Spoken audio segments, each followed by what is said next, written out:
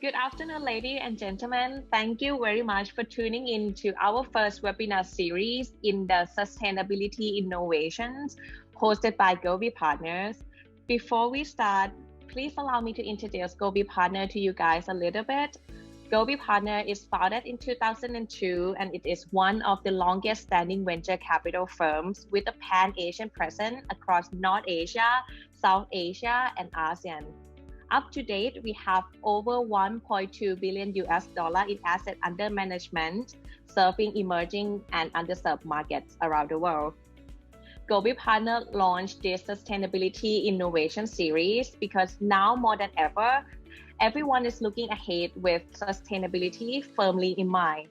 We want to use this series as a platform to share and discuss with the like-minded individuals like the panelists that we're gonna have, you guys, the audience that came from various backgrounds, whether that be in finance, technology, nonprofit, or policy making, and I'm sure there's many more of you guys out there.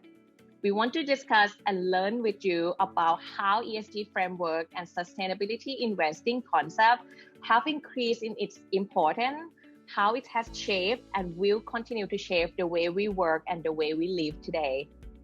To kick off the series, we have invited our resident advisor, Paul Ark, who is already here with us today, to introduce the initial concept of ESG for all of you. Paul has spent much of his time supporting and developing the Thai startup ecosystem, and recently he has done many research and the public work on the ESG practices. We have pre-recorded this session to ensure that we don't run over time, but please feel free to drop in any question that you might have in the Q&A function down below, because Paul will also come back here for the live Q&A session. So without further ado, let's begin the session. Welcome to everyone that is joining us for the first of our Sustainability Innovation Series.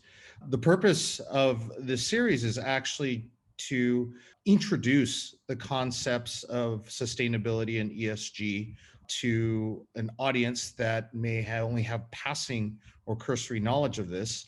This is, as mentioned, a very important pillar for Gobi Partners strategy going forward, but also, touching on some really important trends that are going to be hitting the investment space and the venture capital and startup space in Asia over the next few years. And so we wanted to help those who are in this ecosystem with us develop a basic understanding of what ESG and SDGs and sustainability is. It's actually quite a broad, complex topic, and one that is going to require all of us to work off of common frameworks and a common vocabulary going forward if we're able to capitalize on these trends and have an impact.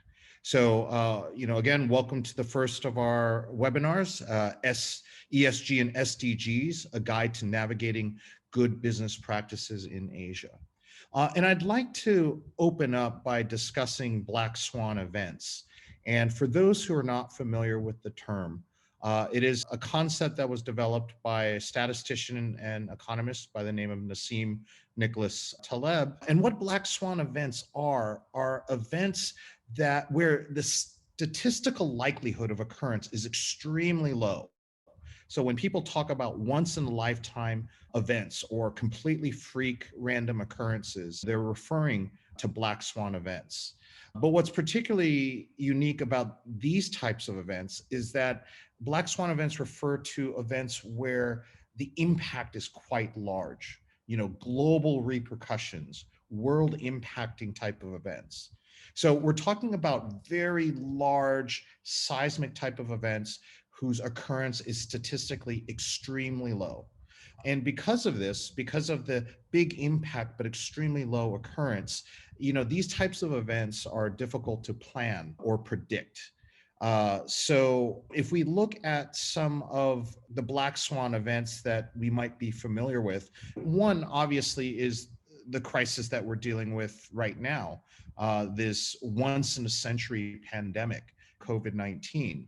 The last time we saw a public health crisis of this magnitude globally was the Spanish flu of 1918. Other events very recently in the news is the cold snap in North America, in the US, that has wound up crippling many states, Texas being one of the most notable, with infrastructure and services completely shutting down, a number of people dying from exposure and attendant effects. On the flip side, we've had a number of global wildfires in the last year or so. Other types of events, also climate related, is global flooding that we dealt with in 2019. This is one of many numerous images that came out of Milan in Italy. And these types of black swan events are not just limited to climate related events. There are also social movements and social unrest that happens quite infrequently, if at all. A very notable example was the Capitol insurrection on January 6th in the lead up to President Biden's inauguration. The last time that the US Capitol was stormed by a hostile party was by the British in the War of 1812. So, not even once in a century. That was, over 200 years ago. We're seeing very similar types of unrest here in Asia, whether it's in Hong Kong, as this image will show, or even here in Thailand with recent protests, as well as civil unrest in the US, a lot of it stemming very recently from racial injustice and police brutality incidents. These images in the wake of the death of George Floyd. And so, the question that I have when we review these events, many of these images and events actually all occurred just within the last year, and in some cases just within the last weeks. So the question that comes to mind is that what does it mean when these statistically rare disruptive events happen with regular and frequent occurrence? Can we call them statistically rare if they're happening every week, every month, every quarter, and every year? And so what if these unpredictable statistical anomalies are the result of human activity? Are these types of events a result of human activity? And therefore, is there mitigation or elimination within human power? And so that sort of leads us to the broader topic that, I want to talk today about ESG and sustainability, or are these types of events within human control? So if we look at some of these major seismic events that have been directly attributed to human control, we have things like, the Deepwater Horizon oil spill, any number of corporate scandals around the world. Many of these, whether it's Nissan, Hobby Lobby, 1MDB, the Volkswagen scandal regarding their auto emissions, any number of protests around the world regarding women's rights and violence against women and other minority groups. This is an image from India after a series of gang rapes. Unfortunately, this is not an isolated incident. These types of incidents will flare up with some frequency with protests to follow. Any number of refugee crises. This is not from one in particular. This is probably some of the most recent ones dealing with the Rohingya. But again, not the only migrant group of refugees that we've seen in the last few years. And then any number of other crises. If we look at things like forced labor and modern day slavery, whether it's in environments like brothels or in factories and fishing fleets. And workplace wellness and safety and freedom is not simply isolated to the physical space. There's also wellness in the digital space. So emerging issues like digital identity and digital privacy and, the protection of our digital wellness and our data has become a big issue as of late. Recent events include, hacks from Target a number of years back, as well as Equifax in the US and any number of hacks around the world. And so, we're faced with a situation where we're looking at a lot of these global problems that are largely driven by human activity, whether it's environmental, social, or governance related. And so delving into this, we want to talk today about ESG and sustainability. Now, we are not assuming that any of you listening in the audience have a deep and thorough understanding of these issues. We're creating this webinar with the mind that many of you probably have heard of some of these concepts, might have some passing knowledge, but without, a standardized, deep understanding of some of these frameworks. So, we're hoping that by the end of this introductory series, you'll actually have a working knowledge with which you can leverage as you progress through our webinar series. And for those that actually do have an understanding of ESG and sustainability, we're hoping that you come away with a little bit of, inspiration and some interesting talking points or ideas from this. So we hope that this is a little bit of something for everyone. But we will start with an introduction to ESG and sustainability, so cover sort of the broad frameworks. And then we'll talk a little bit about why it's important, particularly as we, get into the investment side of ESG and impact. And then I'll close off with a number of case studies so that we can bring these concepts down to, a more day-to-day working level with many companies that will be highly recognizable to those in the audience. So I want to start with an introduction, the first section, introduction to ESG and sustainability. And basically what ESG is a framework of 3 key factors that determine the sustainability and impact of a company's strategy and operations. It basically asks whatever a company does strategically, tactically, operationally, what is the impact of that? We are already able to measure economic and financial impact, but are there other types of impacts we should be measuring? And that's what ESG does. And so what ESG stands for is environmental, social, and governance. That's the E, the S, and the G. Environmental basically looks at how a company interacts with its surroundings, its environment. That's the environmental. The social aspect is how the company interacts with its stakeholders. So, whether it's employees, whether it's customers, suppliers, local communities, shareholders. And then governance is basically how the company itself is governed. What sort of practices does it adopt as it operates? And so ESG is becoming an increasingly important tool to determine not just the company's future financial performance, but also potential risk. And we'll get into this a little bit later, but this is vitally important because right now, about a quarter of investment assets globally now invest only in companies demonstrating solid ESG credentials. So ESG as a framework is moving out of the niche and gradually into the mainstream. And so I hope many of you recognize that, and that is why you're here today.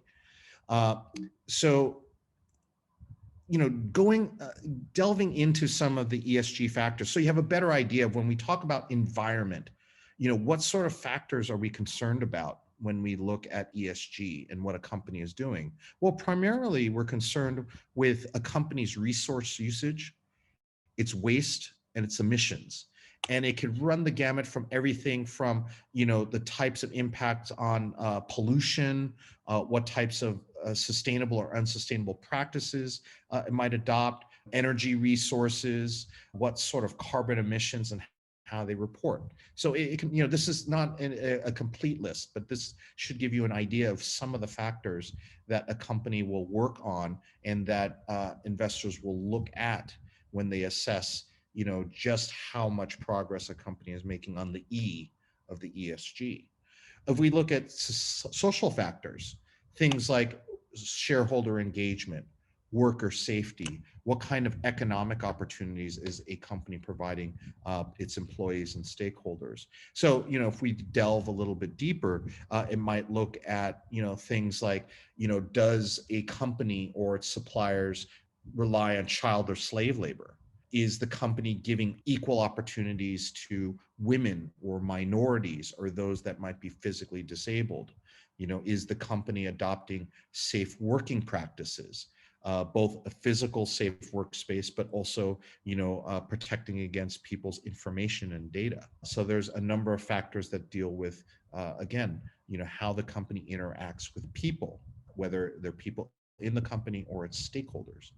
And then governance factors, how a company operates. And that may involve its codes of conduct, its transparency, its oversight.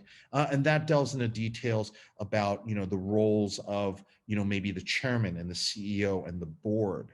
What sort of policies it has against bribery and corruption. What sort of practices does it have around accounting and transparency?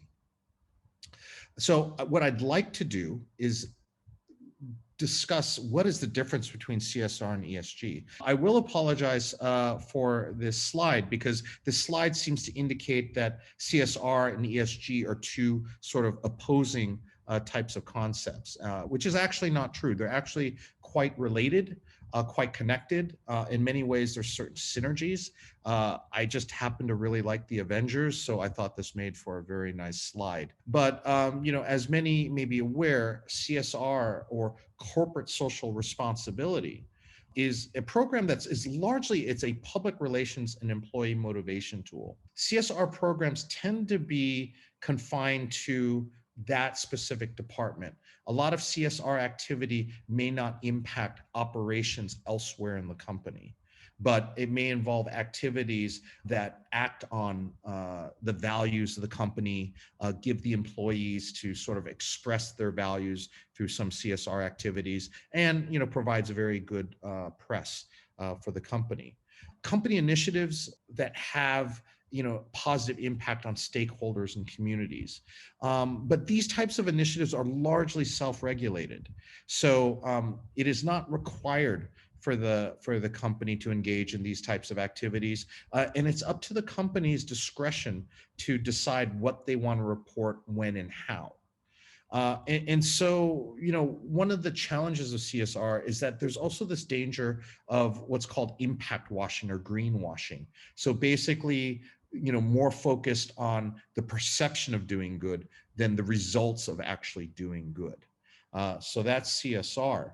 If we look at ESG, ESG is largely a risk management and value creation tool. So ESG practices tend to permeate throughout the entire organization and impact many aspects of the company's operations, from finance to marketing to manufacturing to investor relations, the entire breadth of the company's activities.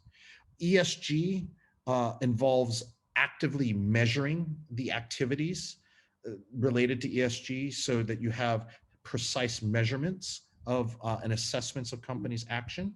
And as a result, it means that it's going to require metrics that can be tracked year on year to assess progression. And so this is a tool that is not really just for branding or promotion purposes, but it becomes an increasingly important investment criteria. So it's important, so again, these aren't necessarily mutually exclusive. You have companies that are active both on the CSR side as well as the ESG side. These are not either or. So, that's ESG, and that's a very specific risk management and value creation framework. But what I'd like to do is take a step back and talk a bit about a broader concept known as sustainability. And again, this word gets a lot of traction, but at its core, there is a lot of misunderstanding of what exactly sustainability is. And so what I'd like to start with is a common definition within the sustainability space. So those that practice sustainability adhere to a pretty standard definition. And what sustainable development is development which meets the needs of current generations without compromising the ability of future generations to meet their own needs. So, again, that sounds quite broad and a bit vague, but it is, the defining characteristics of this definition is that it's intergenerational. It's very long term. So it's basically, how do we act sustainably today without impacting the next generation negatively? How can we maintain a certain standard of living today without taking away from that next generation? And so commonly, most people, when you hear the word sustainability, most people think about climate, which is an important aspect of sustainability, but not the only one. The pillars of sustainability are really, there are three key pillars to sustainability. One is social equality. So basically the welfare of people, all genders, all races, all religious creeds, all sexual orientations. It involves, wellness and equity for all. The next pillar is environmental protection. So that's the climate aspect. Are we good stewards of our environment? Are we leveraging our resources without, irreparably depleting or damaging our planetary resources? And then the last one is economic development. So, there is a focus on economic growth and profits. Sustainability is not blind to the need for growth and profits. And in fact, those in the sustainability space will talk about a triple bottom line. So not just simply profits, but people, planet, and profits. How can we generate a profit, but do so in a way that is as equitable to as many people as possible, and without seriously damaging the planet, so that the next generation can also generate economic growth and profits? And so that is what sustainability is. So when people talk about sustainability, they're thinking about it from the perspective of people, planet, and profits. It's not about profit maximization. Because when we talk about maximizing, we're typically talking about one factor. Because we're balancing three factors, we're optimizing profit. We're optimizing profit in such a way that we're able to distribute the goods with some level of equity, and we're able to maximize or leverage the planetary resources without completely depleting them. And so, what has come about as a result of this growing interest in sustainability over the past 20 years or so is a very good framework to think about sustainability. And this framework, one of the most common frameworks, or pretty much the standard framework around sustainability, is the United Nations Sustainable Development Goals, or SDGs. And what the SDGs are is a framework of interconnected goals that were established about 5 years ago by the UN General Assembly and all of its member countries to achieve specific global targets by 2030. And you could see here that the Sustainable Development Goals will run the gamut of everything around people, planet, and profits. Anything from poverty to eliminating hunger, to providing gender equality, to basically preserving the quality of life in the oceans, life on land, climate. It's fairly comprehensive. And it's the SDGs are expressed in the form of these 17 goals. These 17 goals break down further into 169 targets and 230 specific indicators. Because again, it's not enough to say our target is, our goal is zero hunger. Ultimately, we need to be able to create some sort of specific targets and specific indicators and metrics on which to act.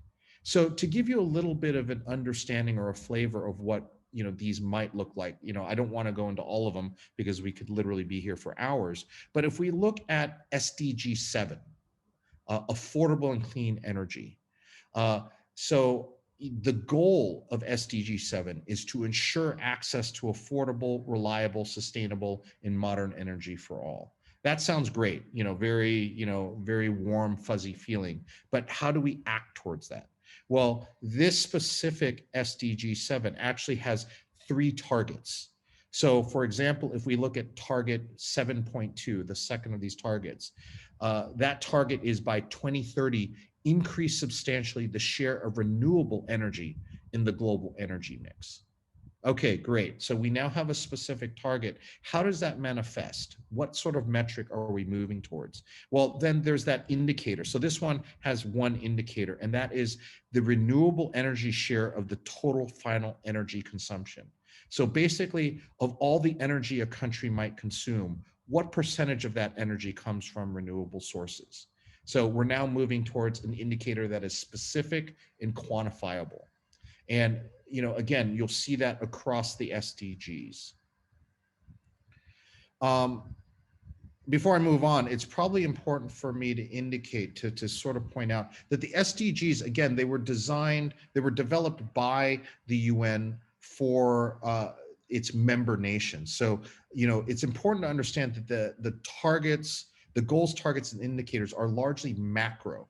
So these are goals, targets, and indicators at the country level. And we'll talk a little bit about how we can bring this back down to the micro level, to the company level, to the organizational level, to the individual level. But please do remember that these are macro country level goals. Now, what I'd like to talk about, I'd like to take a bit of a minute to kind of veer off and talk about another concept called circular economy. It does fit within sort of the environmental side of ESG and the planet side of people, planet, and profits of sustainability.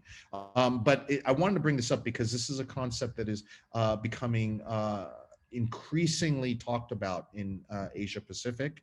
You're inevitably going to start hearing more about circular economy as you start to pay more attention to sustainability. And so the best way to understand circular economy is to first understand, the default, which is a linear economy. And what the linear economy is, that's our default economy, which is basically linear from point A to point B. We're extracting resources from the planet. We're converting those into inputs for production. We are creating products that are distributed and consumed. But what we're dealing with is many products may not have an end of life option. So we don't have a strategy for what we do once we've gotten all the use out of that product that we can get. So in many cases, those products end up getting disposed and thrown into a landfill or in our oceans. So a linear economy is, largely seen as what's known as a take, make, waste type of framework, where we're basically moving it linearly from the earth back to the earth, but unfortunately in the form of a landfill or garbage dump. And so you'll also hear the terms cradle to grave, from birth to death for a given product. What a circular economy is actually trying to find an end of life option for those products. So rather than dispose of these products, can we reuse and recycle these products and therefore wind up closing the loop?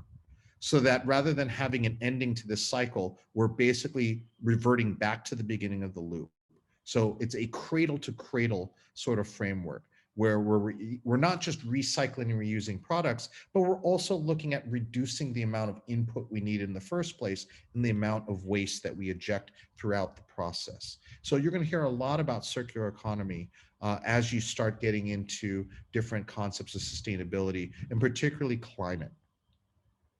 Now, what I do want to talk about is also, we've talked about ESGs and we've talked about SDGs, and they're highly interrelated, and they seem awfully similar. But it's important to keep in mind that ESG is largely, a corporate level framework. It's basically a framework that allows corporates or companies or organizations to think about initiatives and targets and measurements that they can act on.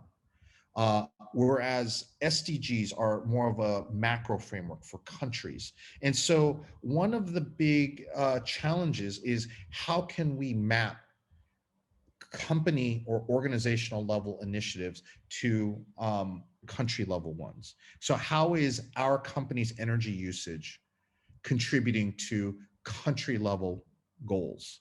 And so, and again, there's no easy answers. Every company, every organization is, taking different approaches. But, that is a key area of growth, is, learning how to connect the concept of ESG to the concept of SDG. And, because they're highly interrelated, it does facilitate, some sort of ease of starting from ESG at the company level and SDGs at the country level and merging in the middle. So, please keep that in mind. These are two separate frameworks. So that should give you kind of a very, very basic idea of what ESG is, what sustainability is, and even some related concepts such as circular economy. But I would like to talk a little bit more about why is this even important in the first place, and in the context of the investment space, because it's largely the investment space that is driving adoption of ESG and sustainability. And so I do want to start by pointing out with, I want to start with millennials, because today millennials are the largest living demographic in the world today. And this is a demographic that is, the older ones in this generation are now reaching their late 30s. So millennials are now entering their prime earning years, their prime consumption years, their prime asset accumulation years, their prime investment years. And millennials, they, unlike other generations in the past, they largely favor sustainability, and it shows in their consumption and investment attitudes. And so based on some research from Morgan Stanley, they found that, at least in the US, but we're seeing similar research in other regions, that millennials will tend to purchase from sustainable brands twice as often as other generations that preceded them.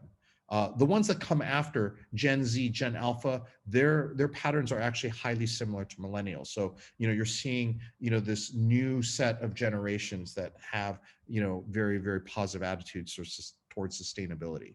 Millennials are also 3 times more likely to work for companies that are sustainably minded. And they are twice as likely to invest in ESG compliant companies.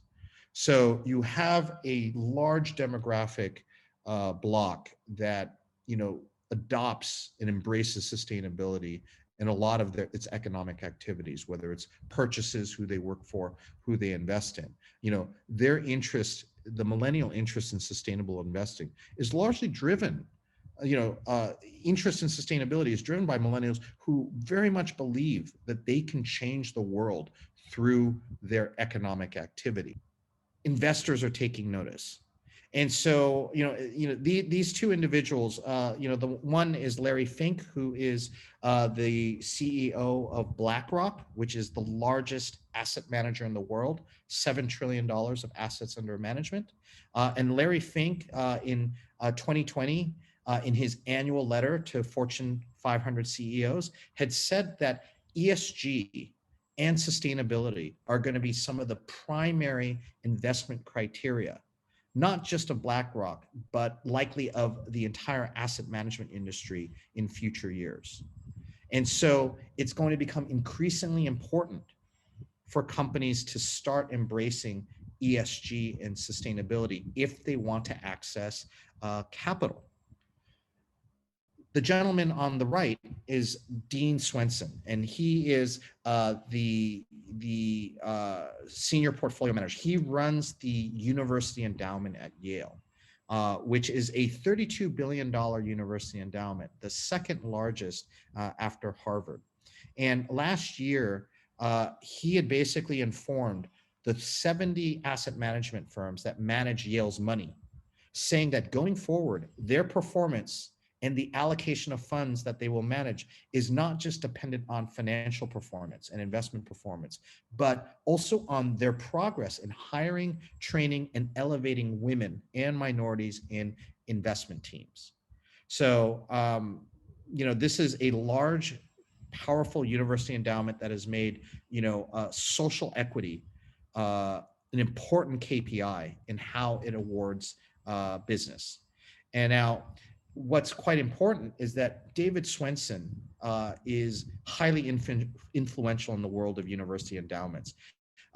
His model, the Yale model, actually influenced an entire generation of university endowment managers, including his proteges who managed the endowments at Stanford, Princeton, and University of Pennsylvania, who collectively account for another $100 billion in investment dollars. So, you're starting to see movements that are going to have a ripple effect across the entire asset management sphere, everything from environmental concerns to social concerns. So again, we talked about the increasing interest in investment assets looking at ESG and sustainability. And so BlackRock themselves, again, as mentioned, Larry Fink has been spending a lot of time thinking about this. And BlackRock just published some research, an investment survey a short while ago, indicating that nearly a fifth. So I apologize. One of my earlier slides said 25%. That was incorrect. About 18% of global assets under management are currently allocated towards ESG, sustainability, and impact investments. And it's estimated that that number will climb to nearly 40% in 5 years. So if you think about why is it important for companies to start engaging with ESG and sustainability, well, it's simply for the fact that if you are a company that needs to access capital, 40% of capital looking at ESG, if you can afford to shut yourself off from 40% of capital, then yes, you have the luxury of not worrying about ESG and sustainability and impact investments. But the overwhelming majority of companies cannot afford to close themselves off from 40% of the world's capital. If we look at where those trends are taking hold the fastest, well, Europe, Middle East, Africa leads the way. There is a very strong interest in ESG and sustainability in that part of the world. 21% of assets going up to 47% in 5 years. It's still somewhat niche in APAC, 12% of assets, but nearly doubling over the next 5 years. So we're going to see increasing interest in ESG, in investment in this side of the world, in the Asian hemisphere, over the next few years. I also want to introduce a little bit of a framework, because I think people throw out the term impact investment quite frequently. And again, that's a term that often gets very confused, and people try to understand what impact investment is relative to traditional types of investment. So it's best to understand it from a bit of a spectrum, where on the left you have very traditional investment, which is largely driven by financial return. You invest to maximize your return on investment. And then the other side, which is either charity or venture philanthropy, where you're investing not out of any immediate need for a financial return, but really to have some sort of environmental or social or economic development impact. So it's some sort of non-financial metric. And then you have a variety of different types of investment in between. And you'll see as we move from left to right, you have those that, largely focused on competitive financial returns, but starting to kind of adopt risk management tools. So that's where ESG comes in. So at a basic level, ESG might be concerned with what's called exclusionary or negative screening. So basically just doing a basic checklist to ensure that a company doesn't employ child labor, doesn't employ slave labor, doesn't contribute to deforestation, may not involve certain types of industries like tobacco or gambling. So that's kind of exclusionary screening. It's more hedging risk. But going a little bit further from sort of what's known as responsible investing or values-based investing, and moving more towards socially responsible investing, that's where you're starting to see ESG, where you're not just looking to control risk, but you're looking at impact and sustainability as avenues to create value that companies otherwise might not be able to create. So you're looking at positive screens. How can we get value and create value from sustainability? And so that might involve some positive screens. So is this a company that is very active in hiring women, is very active in promoting and training minorities? So really just looking for positive signs that contribute to sustainability. And so that's where you start seeing that green bar on the bottom. So moving away not just from risk, but value creation. And then we move into that sphere known as impact investment, where investment funds that could either be largely financially driven with a heavy emphasis on secondary returns through impact, or funds that might be purely impact first, but also have a preference for financial returns. And these types of funds, impact investment, again, it could be either, finance first, but impact strong second, or impact first, finance strong second, but involve themes around ESG and sustainability. So, just know that when you hear terms about impact investment, socially responsible investment, they do occupy very, very specific definitions. So I'd like to spend a little bit of time going through some case studies, or what I call why should I care about all this hippie do-gooder tree hugger crap?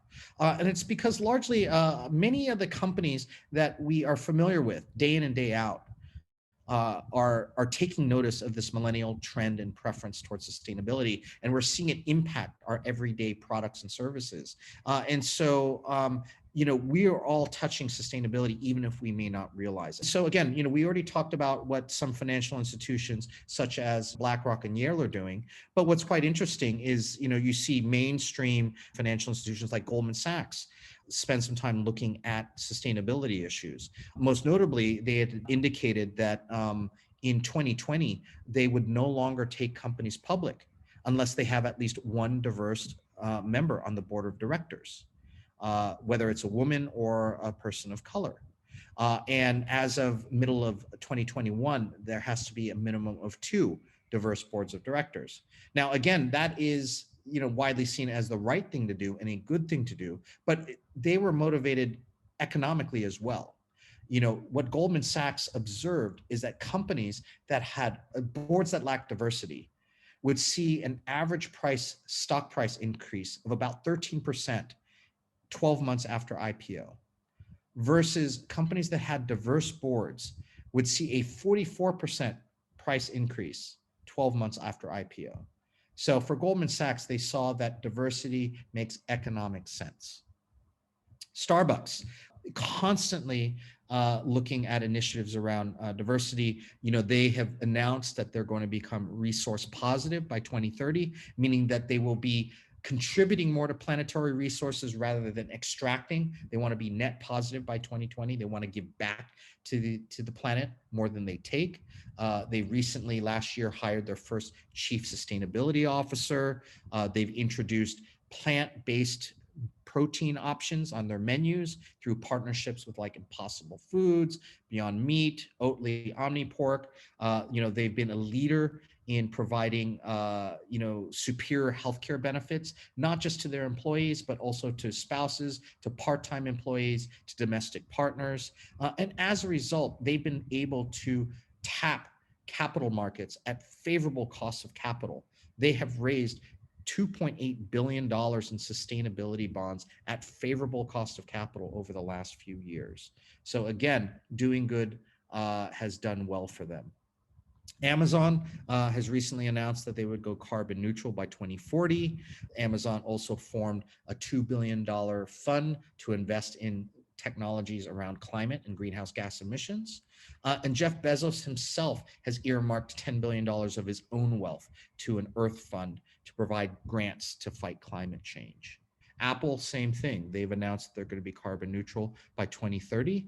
And they're also quite interested not just in climate issues, but also racial justice and equity issues. And they've recently announced a $100 million racial equity and justice initiative, which actually also includes an impact accelerator to assist startups that are contributing to social equity.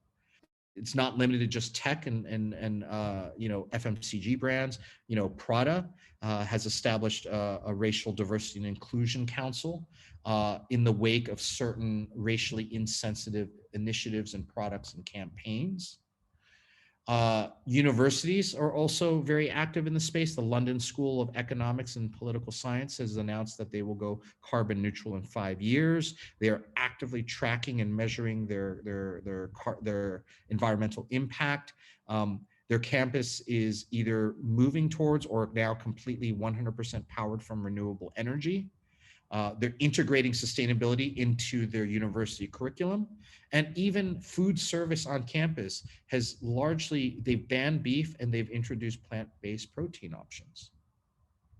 And we're also looking at things like media. So those who are familiar with Ryan Reynolds, his production company, Maximum Effort, that's what the logo is, recently formed what's called Group Effort Initiative to increase diversity and provide training for minorities and people of color so that they can break into the film production industry, an industry that has largely been closed off to these types of minorities. So, again, a very, very wide cross-section of different things, from finance to consumer products to luxury to tech. There are any number of ways that large global companies are embracing ESG and sustainability. You're probably already experiencing it through the products that you buy today. You're probably going to start seeing more of that in the coming years.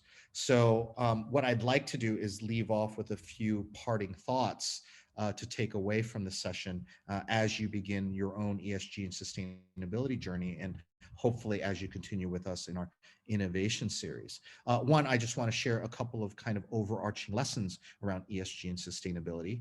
First, what was largely considered a niche concern, sort of very, very specialist area, is now becoming sort of the next big mainstream issue, both at country and company levels. So, even if it's still largely niche in Asia, you're going to hear a lot more of it in the years to come. So, we welcome you at being kind of maybe at the ground floor of what is going to be a very, very large trend. It is a wide scope of sustainability and ESG. It touches upon and is the responsibility of an entire organization. And it's not just about environmentally focused companies. It happens, it's food, it's education, it's healthcare, it's entertainment. ESG sustainability can touch every industry. And it deals with some of the biggest emerging risk factors. So the key lesson is those who ignore these types of risk factors, they take on higher risks and they risk falling behind. Particularly as they try to access capital, because the investment world is taking notice. And the investment world is slowly coming to the realization that, you could do well and do good at the same time. I also want to talk about some of the challenges of ESG and sustainability. First, probably one of the biggest challenges is the limited understanding of ESG and sustainability, and a failure to recognize the interconnectedness of all these factors and pillars and development goals. And hopefully, this webinar today sort of helped remedy some of that lack of understanding. I'm sorry, I forgot to type out the rest of this one, apologies. But it's this perception of trade-offs between financial returns and impact returns. And what the sustainability world is coming to the conclusion is that there is not necessarily a trade-off. You can actually generate impact without sacrificing financial returns. Another key issue is the evolving standards around impact metrics and reporting. A lot of folks say, how do I measure impact? What are the common metrics? How do I measure return on impact? Though there are no easy answers to that. It's a highly evolving area within the impact and sustainability space. A lot of work remains to be done. So this is an aspect where everyone is on the same journey. And then there's also a question of lack of resources, expertise, and senior buy-in to implement ESG practices. In order for ESG to succeed in an organization, it does require senior management buy-in at the highest levels. And then there's also an issue of whether people are adopting ESG and sustainability initiatives simply because it's great PR. And favoring publicity over results, and that's what's known as greenwashing. So that's still a constant challenge in this space. And so, last slide, what I want to leave off with is just a few thoughts. Impact, one, is intentional. So almost everything we do has an impact, but in many cases it's unintentional. And because it's unintentional, we treat it as a byproduct or an unintended consequence of our activities. But those that are thinking about impact are thinking about it intentionally. What we do is intentional. And because it's intentional, we try to capture that through metrics. So impact is measurable. We should be measuring impact. And if we can measure it, we should be working to constantly improve. So impact is improvable. Now, in order to have and maximize impact and basically get others to adopt, it needs to be reportable. You know, you don't want to just measure it and improve on it. You want to make it public. You want to let people know what you're doing. And so if we're intentional with our impact, if we measure it, if we improve it and we report it, then ultimately what we do is we create accountability and transparency. And that is ultimately what is vital for the growing adoption of ESG and sustainability. I want to thank everyone who was with us for this first webinar. I believe we probably ran a little bit over. This is an incredibly rich topic, but I very much look forward to answering your questions in the Q&A, and certainly hope to see you at our future webinars. So thank you very much. Let's move on to the live Q&A. Okay, I hope you guys enjoy the session. I know that we have a few Q&As already in the Q&A function and also in the chat. So let me invite Paul Ark up on the stage. Hi, Paul. Hello. Okay, I'm gonna give the floor to you for the Q&A. Great. Well, thank you very much. I hope that was useful for folks. Yeah, we have a couple of questions have come through both through the chat and different emails. I will start with a question from David Gallipo, a good friend to myself as well as all things sustainability, and he asked a great question.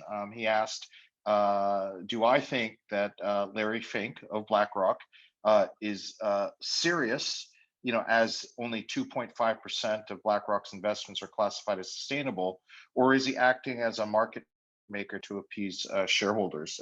And I think that's a phenomenal question, because there's been a lot of controversy over BlackRock's stance over the last couple of years, because again, to David's point, only 2.5% of their investments are currently sustainable, and a lot of their investments are still in industries, such as traditional oil and gas and energy, and companies that actually aren't good for the environment, at least on the climate side.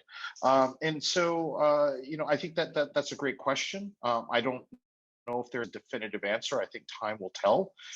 That said, I mean, you can't steer a super tanker on a dime. $7 trillion in assets, 2.5%. I believe that's about $175 billion invested in sustainable companies. So, yeah, you still got 93.5% of the way to go, but I would certainly say 175 billion is a pretty good start. Especially considering if you think about the number of new funds set up in the last year around sustainability, I believe it's about $200 billion in new impact funds being formed. So these are new funds, about 203, if I'm not mistaken. So the fact that their investments is small relative to their total assets under management is quite small, but it is, given the relatively small but fast-growing amount of money going into the impact and sustainability space, 175 is definitely nothing to sniff at. At the same time, it's a bit of a fine line for asset managers to sit there and say, I think ideally, it would be great if they cut off companies like big tobacco, big oil altogether. But realistically, that is a practical challenge, considering these industries do account for a significant percentage of global GDP. So, the stance is either do you cut them off completely from capital, or, do you put your money in, take strong shareholder positions, become more of an activist, and maybe reform these companies from within. My only hope is that a company like BlackRock, which continues to invest in traditional energy, will take a more activist stance. But again, time will tell. Maybe in a few years, it'll prove that maybe they weren't all that serious and they were greenwashing. But I would like to hope that as Larry Fink doubles down, which he has done with his 2021 letter, that 2.5 billion or 2.5% is just that opening salvo. So we'll see over time. If I look at some other questions, give me a moment. We have a question from Henry Pratama, who asks, what is your suggestion or my suggestion on metrics to measure impact of a startup company? And that's a great question as well. I think, obviously the metrics need to be highly customized depending on the type of industry a company is in. Financial metrics require some customization, but largely, revenue is revenue, profit is profit.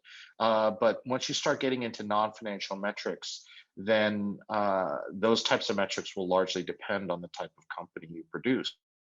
So obviously, if you're some sort of ag or food company, and particularly a startup, then the types of ESG metrics might be largely focused on environmental factors, also to some extent some social factors, because this is an industry that does largely impact women and to some extent children in certain places around the world, versus say a tech company that it may not be climate specific, but if you're looking at a software app, and you wanted to promote gender equality within a company, then you might be looking at more social metrics such as gender representation, pay equality, and whatnot. So the metrics will depend and they will change from company to company. But also one thing to keep in mind, particularly when we start thinking about very early stage startup, is that many of these companies that go down a certain path in terms of types of business, if they do adopt appropriate metrics, and then their company needs to pivot, then that might actually drastically alter the types of relevant ESG metrics that they should be monitoring. So it does provide a little bit of a challenge. A company like Starbucks or Apple or Microsoft, they might be adding business lines as they continue to grow, but their businesses are fairly stable, so they're able to determine sets of metrics that may not that are fairly stable, and they're really only tracking progress. But again, for early stage startups that might be changing their entire businesses or business models, there might be some fluctuation or inconsistency or changes over time in terms of the types of metrics that they ask. Good friend Joseph De Leon asks, would these ESG benefits still have an equivalent positive impact for Asian conglomerates listed in local bourses? Also, again, another great question. If we look at sort of where things like ESG is being adopted, it's not adopted equally across geos, and it's not adopted equally across asset classes. I think, as per one of the earlier slides, definitely a lot of interest in ESG in Europe, and to an extent North America, and you're starting to see more of it in Asia. But also, ESG tends to more easily be implemented among, larger, more well-resourced companies. A large cap company and a publicly listed company will have both the scale and resources to implement ESG programs and to do fairly extensive, detailed professional reporting, but also because many of them that are publicly listed are already under scrutiny of asset managers and the investing public, there is growing calls for them to also provide similar levels of sustainability reporting as a complement to their standard financial reporting. So, I think what you're going to see is what you do see is a lot of interest in ESG and sustainability start with the public companies and with the really large asset managers. And over time, that will start filtering down to private markets, probably larger cap private companies, and then ultimately to, early stage companies, SMEs, startups, kind of the space where Gobi Partners operates. If you look at some of the larger bourses around the world, some of them are starting to track things like ESG and sustainability scores. They're integrating that with a lot of the third-party verifiable scores around these types of issues. And so I think it's just a matter of time before we start seeing that filter down to Asia and the Asian bourses. How are we on time? Do we have time for? Okay, we got time for one more. Let me troll through. Do we have any other questions, or let me dive into some of the older ones? Actually, Henry actually had a second question. I'll touch on that. What is the state of impact investing in Southeast Asia now, from my perspective? Again, as per impact investing has a very specific definition. So there actually has been a very active market for impact investing in Southeast Asia and other developing markets for quite some time. A lot of that sort of impact investing has traditionally come from foundations,